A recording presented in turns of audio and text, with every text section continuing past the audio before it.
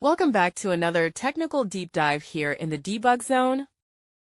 Today we're tackling a big question and breaking it down with insights from other users. Hopefully this clears up some misconceptions and helps you get the answer you need. So buckle up, stay a little curious, and let's jump right in.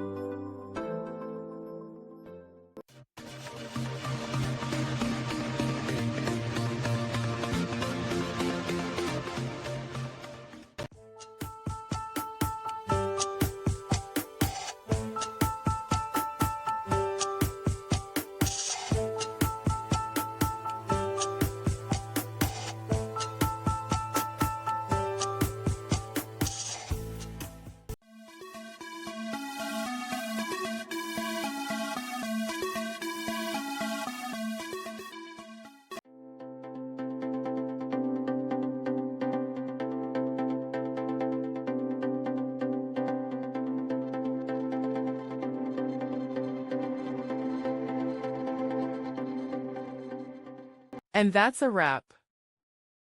I hope you found the answer you were looking for. If you did, take a second to hit that subscribe button. It really helps out. And let me know in the comments which solution worked best for you. See you next time in the debug zone.